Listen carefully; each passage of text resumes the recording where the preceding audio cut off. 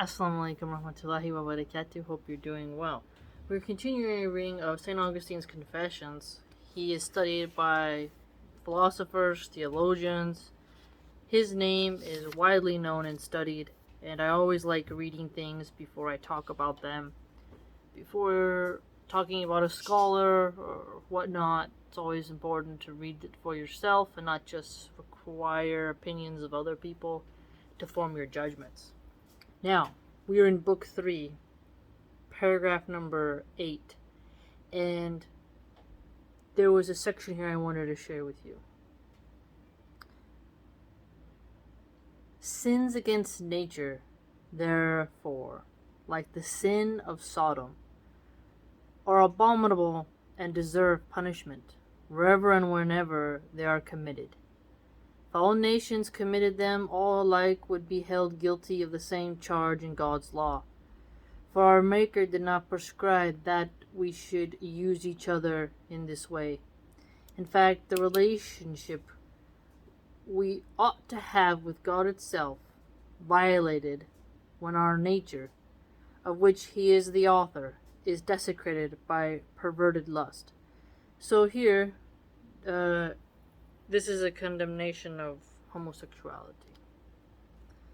And the church forefathers were not liberal in that way.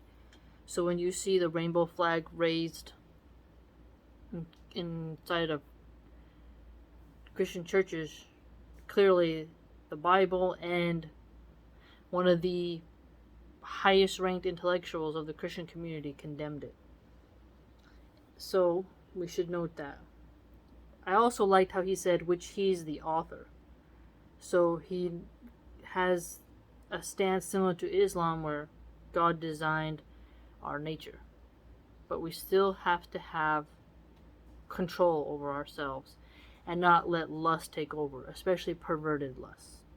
Right? On the other hand, offenses against human codes of conduct vary according to differences of custom. True, so he admits there are different codes of conduct for people, and the customs of each culture are going to vary. But you still, as he would argue, have to obey God. So that no one, whether he is a native or a foreigner, may, to suit his own pleasure, violate the conventions established by the customary usage or the law of the community or the state. So even if you're a foreigner, you visit to their land, and let's say it's a Christian land, he's contending, you're not allowed to do sodomy. You are to be held liable for disobeying God's law. You don't have an excuse of, well, in my culture, I get to do this. According to him, no. You are going to obey where you're at. For any part that is out of keeping with the whole is at fault. So the whole would be somebody, the whole of the Christian society. So if they've outlawed it and then you want to go ahead and do it and flaunt it and have parades and stuff like today, not allowed. Totally not allowed. You don't celebrate that fringe minority. You have to obey the general customs. But if God commands a nation to do something contrary to its customs or constitutions, it must be done even if it has never been done in that country before. So, if you have a culture that disobeys the laws of God, you can't say our forefathers did it, so we're gonna keep doing it. You have to change to obey God. You can't have the grandfathered in doctrines. You can't continue upon a path that disobeys God. You have to change no matter what. You can't use the cultural argument. If it is a practice which has been, this is interesting. If it is a practice which has been discontinued, it must be resumed. So, this is an interesting part. You gotta bring back laws if they were obeying God, if they've been stomped out. And if it was not law before, it must be enacted. You see that? So, if your nation is committing the crimes of Sodom and you're disobeying God's law, you have to change that custom and you have to obey God. So you have to write the laws if they ain't there. If they were there and you abandon them, you have to go back to them. And the foreigner and the citizen do not have any excuse. You must practice what is permitted. You can't make excuses. No loopholes, no exceptions. In his own kingdom, a king has the right to make orders which neither he nor any other has ever made before. Obedience to his orders is not against the common interest of the community. In fact, if they were disobeyed, the common interest would suffer, because it is the general agreement in human communities that the ruler is obeyed. How much more right, then, has God to give commands, since he is the ruler of all creation, and all his creatures must obey his commandments without demur? For all must yield to God, just as, in the government of human society, the lesser authority must yield to the greater. That is a very interesting way to put it. We as Muslims submit to the will of Allah. We all try our best each day to carry that out. The teachings, the rules. There's quite a lot to learn, but once we learn something, we enact it, implement it, right? Here he's saying that if you're going to obey a king, how would you then not obey God? You're going to obey your king and then not obey God. When your king serves God, you need to obey God because he's the ruler of them all.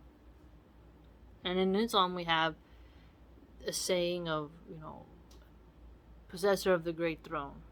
The Arsh and the Kursi, right? We have similar language and beliefs, but we do know that everything is in the dominion of Allah subhanahu wa ta'ala's power and authority.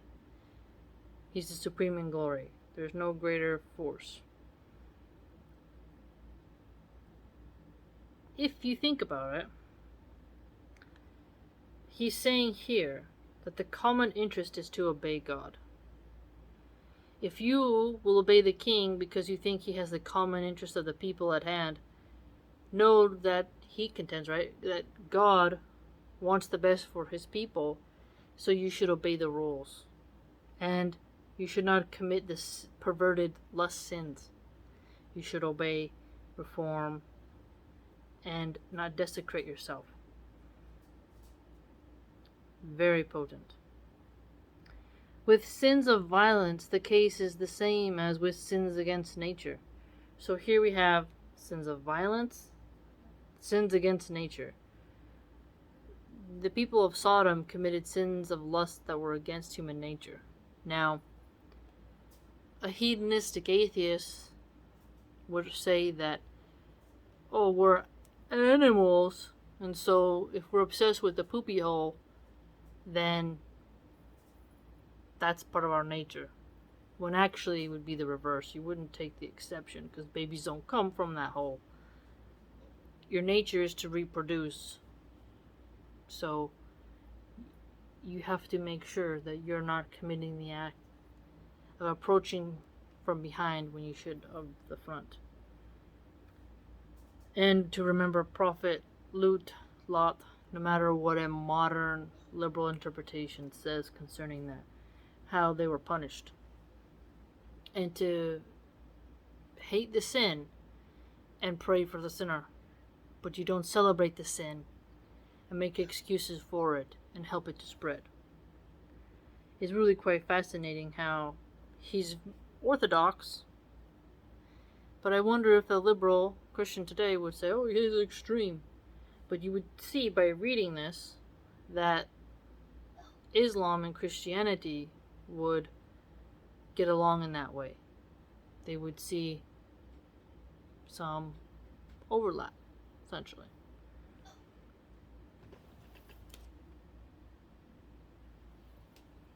My little ones has the hiccups.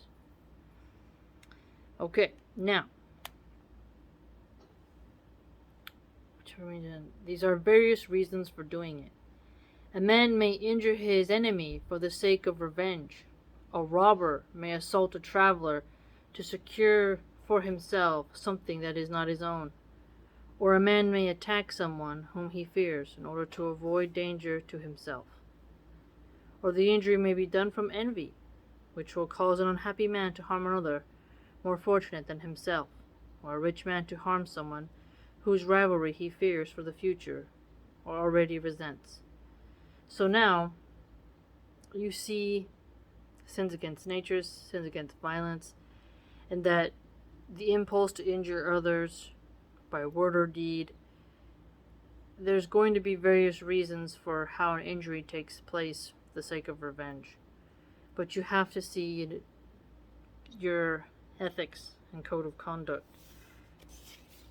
He goes further, again, it may be done for the sheer joy of seeing others suffer, as in this case with those who watch gladiators or make fun of other people and jeer at them.